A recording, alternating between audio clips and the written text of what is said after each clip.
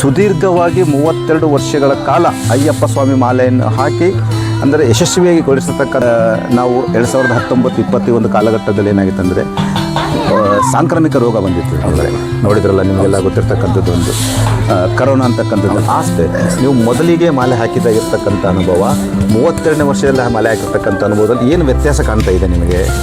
ಇರುಮುಡಿ ಕಟ್ಕೊಂಡ ತಕ್ಷಣ ನಾವು ಯಾತ್ರೆ ಹೋಗ್ತೀವಿ. ಯಾತ್ರೆ ಹೋಗಬೇಕಾದ್ರೆ ನಿರ್ದಿಷ್ಟವಾಗಿ ಇಂಥ ದೇವಸ್ಥಾನಗಳನ್ನೇ ದರ್ಶನ ತೊಗೋಬೇಕಂತಿದೆನಾ, ಅಥವಾ ನಾವು ಹೋಗ್ತಕ್ಕಂಥ ಮಾರ್ಗದಲ್ಲಿ ಬರ್ತಕ್ಕಂಥ ದೇವರ ದರ್ಶನ ತೊಗೋಬೇಕು? ಗುರುಗಳು, ಯಾತ್ರೆ ಮಾಡಬೇಕಾದ್ರೆ ನಿಮಗೆ ಅರಣ್ಯದಲ್ಲಿ ನಡ್ಕೊಂಡು ಹೋಗಬೇಕಾದ್ರೆ ಅಲ್ಲಿ ಪ್ರಾಣಿಗಳಾಗಿರ್ಬೋದು ಅಥವಾ ಬೇರೆ ರೀತಿಯಾದ ಒಂದು ಕ್ರಿಮಿಕೀಟಗಳಿಂದ ಯಾವ ಎಚ್ಚರಿಕೆಯನ್ನು ತಗೊಳ್ಬೇಕು?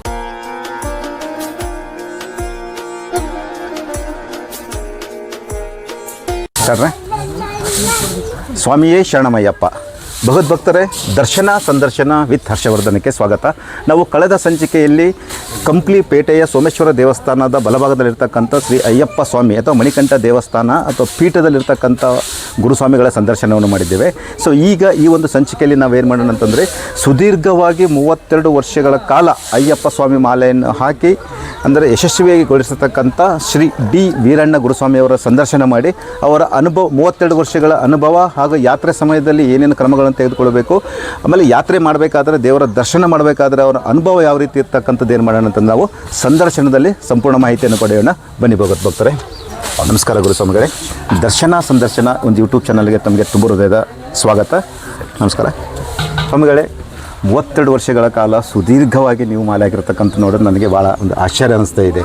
ಈ 32 ವರ್ಷಗಳ ಮಾಲೆ ಹಾಕಿದಲ್ಲಿ ನಿಮಗೆ ಎಲ್ಲೂ ಅಡಚಣೆ ಬರಲಿಲ್ಲ 32 ವರ್ಷದಲ್ಲಿ? ಅಂದರೆ ಈಗ ನಾವು 2019-21 ಕಾಲಘಟ್ಟದಲ್ಲಿ ಏನಾಗಿತ್ತು ಅಂದರೆ ಸಾಂಕ್ರಾಮಿಕ ರೋಗ ಬಂದಿತ್ತು. ಅಂದರೆ ನೋಡಿದ್ರಲ್ಲ, ನಿಮಗೆಲ್ಲ ಗೊತ್ತಿರ್ತಕ್ಕಂಥದ್ದು ಒಂದು ಕರೋನಾ ಅಂತಕ್ಕಂಥದ್ದು. ಆ ಸಂದರ್ಭದಲ್ಲಿ ಯಾವ ರೀತಿ ನೀವು ಮಾಲೆ ಹಾಕಿ ಆಮೇಲೆ ಯಾತ್ರಾ ಸಮುದ್ರದಲ್ಲಿ ಯಾವ ಥರ ನೀವು ನಿರ್ವಹಣೆ ಮಾಡಿರ್ತಕ್ಕಂಥದ್ದು ಬಗ್ಗೆ ಸ್ವಲ್ಪ ಮಾಹಿತಿ ಕೊಡ್ತಾರೆ ಗುರುಗಳೇ. ಪ್ರತಿ ವರ್ಷ 42 ದಿನ ಕಂಟಿನ್ಯೂ ನಾವು ಮಾಡಿದ್ದೀವಿ. Okay sir. ಬಟ್ ಆದರೆ ಆ 2019-2020ರಲ್ಲಿ ನಾವು ಮಾಲೆ ಧರಿಸಿದ್ದು ಕಡಿಮೆ ದಿನಗಳಲ್ಲಿ. ಓಕೆ. 11ರಿಂದ 18 ದಿನವರೆಗೆ ಮಾಲೆ ಧರಿಸಿದ್ದು. ಇಲ್ಲಿ ವ್ರತ ಮಾಡಿಕೊಂಡು ಬಳ್ಳಾರಿಗೆ ಹೋಗಿದ್ದು ಕೆಲವರೆಲ್ಲ. ಅಂದರೆ ದರ್ಶನ ಶಬರಿಮಲೆ ಹೋಗಿಲ್ಲ. ಶಬರಿಮಲೆ ಹೋಗಿಲ್ಲ ಸರ್. ಇಲ್ಲೇ ನೀವು ಇರ್ಕೊಂಡು ಯಾಕಂದರೆ ಆ ಟೈಮ್ ಹಂಗಿರೋದಕ್ಕೋಸ್ಕರನೇ ಕೆಲವರು ನಂಜನಗೂಡು, ಕೆಲವರು ಬಳ್ಳಾರಿ, ಕೆಲವರು ಗಂಗಾವತಿ ಹಿಂಗಾಗಿ ಮಾಡಿದ್ದೀವಿ. ಆಮೇಲೆ ಪ್ರತಿ ವರ್ಷ ಏನೈತೆ ಶಬರಿಮಲೆಗೆ. ಓಕೆ.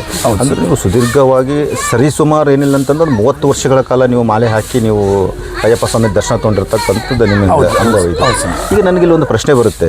ನೀವು ಮೊದಲಿಗೆ ಮಾಲೆ ಹಾಕಿದಾಗಿರ್ತಕ್ಕಂಥ ಅನುಭವ 32ನೇ ವರ್ಷದಲ್ಲಿ ಮಾಲೆ ಹಾಕಿರ್ತಕ್ಕಂಥ ಅನುಭವದಲ್ಲಿ ಏನು ವ್ಯತ್ಯಾಸ ಕಾಣ್ತಾ ಇದೆ ನಿಮಗೆ? ಮೊದಲಿಗೆ ಮಾಲೆ ಹಾಕಿದ್ರು ನೋಡಿ ಸ್ವಾಮಿ, ನನಗೆ ಮಾಲೆ ಧರಿಸ್ಬೇಕಂತ ಮನೆಯಲ್ಲಿ ನಮ್ಮ ತಂದೆ ತಾಯಿ ಹೇಳಿದ್ರೆ ನಾನು ಪೂರ್ತಿ ಎದುರಿದ್ದೆ. ಎಷ್ಟು ಇದ್ದೆ ಅಂದರೆ, ಒಂದು ದೇವರಿಗೆ ನಾನು ನಮಸ್ಕಾರ ಮಾಡಿದ್ದಿಲ್ಲ. ಸ್ನಾನ ಮಾಡಿದ್ರೆ ಒಂದು ದೇವರಿಗೆ ನಮಸ್ಕಾರ ಮಾಡಿದ್ದಿಲ್ಲ. ಅಯ್ಯಪ್ಪನ ಮಾಲೆ ಧರಿಸಂತ ಯಾರೊಬ್ಬ ನಮ್ಮ ಮಾಲೆದಾರ ಸ್ವಾಮಿಗಳಿದ್ದಾರೆ, ಅವ್ರ ಮಾತು ಕೇಳಿಕೊಂಡು ನನಗೆ ಮಂಜು ಗುರುಸ್ವಾಮಿ, ವಸಂತ ಗುರುಸ್ವಾಮಿ ಅಂತೇಳಿ ಗುರುಗಳವರು. ಆ ಗುರುಗಳ ಮಾರ್ಗದಾಗ ನಾನು ಹೋದಾಗ ಅವರು ಮಂಜು ಗುರುಸ್ವಾಮಿನ ನಾನು ಸಂಪರ್ಕ ಮಾಡಿದಾಗ ಮಂಜು ಗುರುಸ್ವಾಮಿ ಏನಂದರು, ಸ್ವಾಮಿ ನೀನು ಮಾಲೆ ಧರಿಸ್ತೇವೆ. ಹ್ಞೂ ಸ್ವಾಮಿ ಅಂದೆ. ಸರಿ ಆಯ್ತು ಸ್ವಾಮಿ, ನೇಮಗಳು ಹಿಂಗಿರ್ತಾವೆ. ದಿನನಿತ್ಯ 2 ಸಲ ಸ್ನಾನ ಮಾಡಬೇಕು. ಆಮೇಲೆ ಭಿಕ್ಷೆ ಮಾಡೋದು 1 ಒಪ್ಪತ್ತು ಭಿಕ್ಷೆ, ಅಲ್ಪಾಹಾರ ಹತ್ತವು ಬೆಳಿಗ್ಗೆ, ರಾತ್ರಿ ಟೈಮಿಂದ ಏನು ತಗೊಂಬಂಗಿಲ್ಲ. ಆಮೇಲೆ ಇನ್ನೊಂದು ಏನಂದರೆ ಪದ್ಧತಿಗಳೆಲ್ಲ ತಿಳಿಸ್ಕೊಡ್ರಿ ಸ್ವಾಮಿ. ಮಾಲೆ ಧರಿಸಿದ ಮೇಲೆ ಮನೆಗೆ ಹೋಗಬಾರ್ದು. ಪ್ರತಿಯೊಬ್ಬ ಸ್ವಾಮಿಗಳಿಗೂ ಸ್ವಾಮಿ ಅಂತೇ ಭಾವಿಸ್ಬೇಕು. ಶತ್ರು ಇದ್ರೂ ನಮಗೆ ಅವರು ಶತ್ರು ಅಂತ, ಅವಾಗ ಇಷ್ಟೇ ಇದ್ರು ಶತ್ರು ಅಂತ ಹೇಳೋದು ಇದು ಮಾಡಿರ್ಬಾರ್ದು. ಅವ್ರನ್ನ ಮಿತ್ರನಾಗಿ ಮಾತಾಡಿಸ್ಬೇಕು. ವ್ರತ ನಿಯಮದಾಗಿರೋದು ಹಿಂದೂ ಮುಸ್ಲಿಂ ಕ್ರೈಸ್ತ ಅಂತ ಏನು ಭೇದ ಭಾವ ಇಲ್ಲ. ಇದರಲ್ಲಿ ಯಾವುದು ಬರಲ್ಲ. ನಾವೆಲ್ಲ ಒಂದೇ ಅನ್ನೋ ಮಟ್ಟಿಗೆ ಇರ್ಬೇಕು ಸ್ವಾಮಿ. ನಮ್ಮಲ್ಲಿರುವಂಥ ಕೆಲವೊಂದು ಅಹಂಕಾರಗಳು ಏನಿರ್ತಾವಲ್ಲ, ಇವೆಲ್ಲ ಕಡಿಮೆ ಮಾಡ್ಬೇಕು ಸ್ವಾಮಿ. ಸಿಟ್ಟು ಒಂದು ಮೀನಿರೋದನ್ನು ಮನುಷ್ಯಂತ ಸಿಟ್ಟು ಬರ್ತಿ ಅಂಥವೆಲ್ಲ ಕಡಿಮೆ ಮಾಡ್ಕೆ ಅಂದರೆ ವ್ರತ ನಿಯಮಗಳಲ್ಲಿ ಸ್ವಾಮಿ ಕೇಳಿ, ನಿಮ್ಮ ತಂದೆ ತಾಯಿ ಕೇಳಿ ಸ್ವಾಮಿ ಅಂತ ಕೇಳಿ ಬಂದರೆ ಸರಿ ಆಯಿತು ಸ್ವಾಮಿ ಅಂತ ಮಾಲೆ ಧರಿಸಿ ಆ ದಿನದಾಗ 42 ದಿನ ವ್ರತ ಮಾಡಿದ್ವಿ. 42 ದಿನ. ಓಕೆ. ಆಮೇಲೆ ಈಗ ನಾವು ಗುರುಸ್ವಾಮಿ ಅಂತಕ್ಕಂದ್ರೆ ತಮ್ಮದೇ ಆದ ಜವಾಬ್ದಾರಿಗಳಿರುತ್ತೆ. ಈಗ ನಾವು ಇರುಮುಡಿವರೆಗೆ ನಮಗೇನಾಗುತ್ತೆ ಅಂದರೆ ಇರುಮುಡಿ 41 ಅಥವಾ 48 ದಿನಗಳ ದೀಕ್ಷಾ ಆದ ನಂತರ ಇರುಮುಡಿ ಪೂಜೆ ಆದ ನಂತರ ಏನು ಮಾಡ್ತೀವಿ ನಾವು ಯಾತ್ರೆಗೆ ಅಂತೇಳಿ ಹೋಗ್ತೀವಿ. ಈ ಯಾತ್ರೆಗೆ ಅಂತ ಹೋಗ್ಬೇಕಾದ್ರೆ ತಮ್ಮಲ್ಲಿ ಕನ್ಯಾಸ್ವಾಮಿಗಳಂತಿದ್ರೆ ಅಥವಾ ತಾವು ದೀಕ್ಷೆ ಕೊಟ್ಟಿರ್ತಕ್ಕಂಥ ಯಾವ್ದಾದ್ರು ಕನ್ಯಾಸ್ವಾಮಿಗಳಿದ್ದರೆ ಅವ್ರ ಜವಾಬ್ದಾರಿ ಸಂಪೂರ್ಣ ನಿಮ್ಮೇಲೇನೆ ಇರುತ್ತೆನಾ? ದೀಕ್ಷೆ ತೊಗೊಂಡಾಗಿಂದ ದರ್ಶನ ತೊಗೊಂಡು ವಾಪಸ್ ಬರೋವರೆಗೆ ಅದು ಗುರುಸ್ವಾಮಿಗಳ ಕರ್ತವ್ಯನೇ ಆಗಿರುತ್ತೆ? ಹೌದಾ?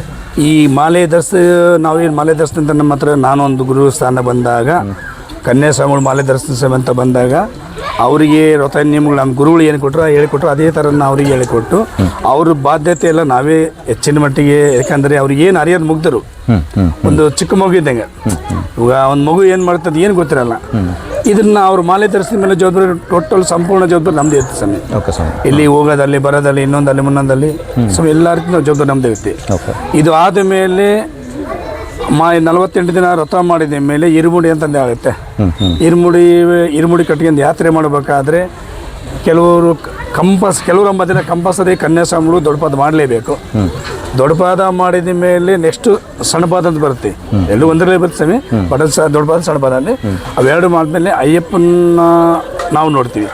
18 ಮೆಟ್ಲು ಏರಿ ಅಯ್ಯಪ್ಪನ ದರ್ಶನ ಮಾಡಿದಾಗ ಆ ಸಂತೋಷದ್ದು ಹೇಳೋಕ್ಕಾಗಲ್ಲ ಸ್ವಾಮಿ. ನಾವು ಇಲ್ಲೇನು ವ್ರತ ಮಾಡಿರ್ತೀವಿ ಅಂದರೆ 48 ದಿನ ವ್ರತ ಮಾಡಿದ್ದು ಅದು ಏನು ಕಾಣಲ್ಲ. ಆ ಕ್ಷಣ ಅಯ್ಯಪ್ಪನ ದರ್ಶನ ಮಾಡಿದ ಆ ಕ್ಷಣದಾಗ ಎಷ್ಟು ಸಂತೋಷ ಅಂದರೆ ಹೇಳಾರ್ದಷ್ಟು ಸಂತೋಷ ಆಗುತ್ತೆ ಸರ್. ಓಕೆ.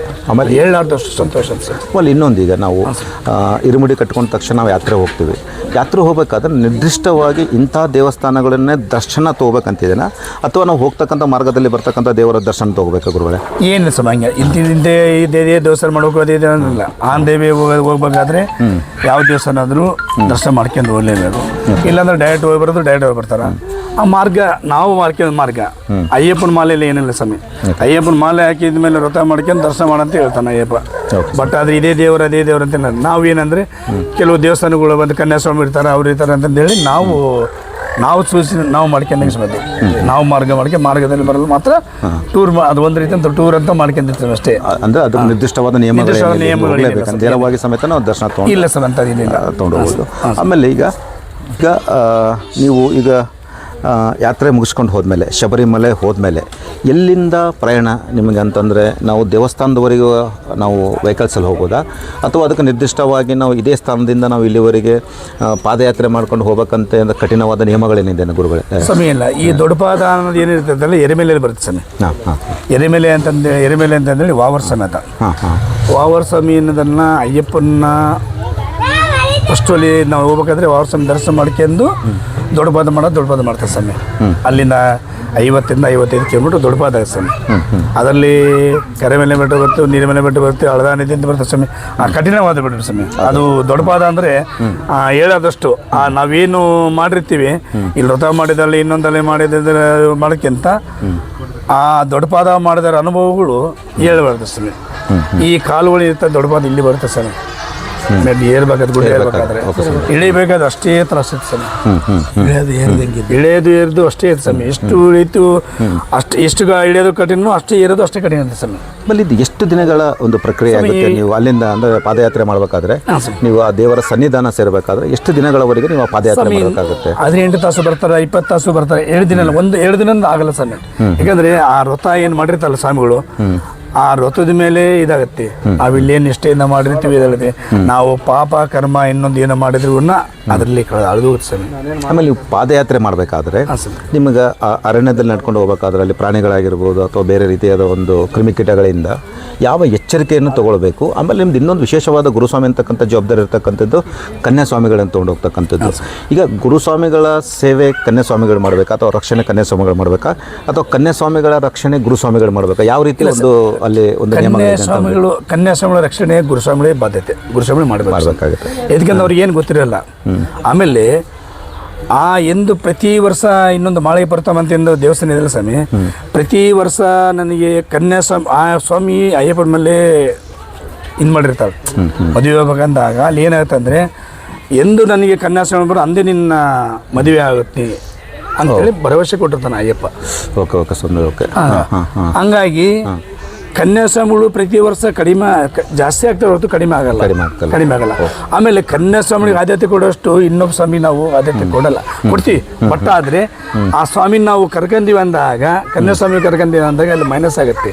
ಓಕೆ ಸ್ವಾಮಿ. ಅಯ್ಯಪ್ಪ ಪ್ಲಸ್ ಪಾಯಿಂಟ್ ಆಗುತ್ತೆ ಸ್ವಾಮಿ. ಓಕೆ. ಹಾಗಾಗಿ ಕನ್ಯಾಸ್ವಾಮಿಗಳಿಗೆ ಆದ್ಯತೆ ಜಾಸ್ತಿ ಕೊಡ್ತೀವಿ ಸ್ವಾಮಿ.